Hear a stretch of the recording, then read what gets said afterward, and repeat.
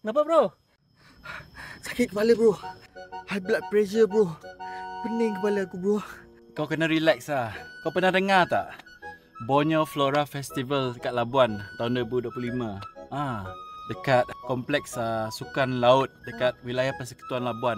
Tahun ni lah. Kena relax lah pergi sana. Maksud kau? Bro, kau tahu tak? Tempat tu macam syurga bro. Ada bunga eksotik, ada tanaman rare, ada tempat family activity bro. Tempat tu tenang sangat bro. Baiklah, jomlah kita pergi. Jom bro. Jom.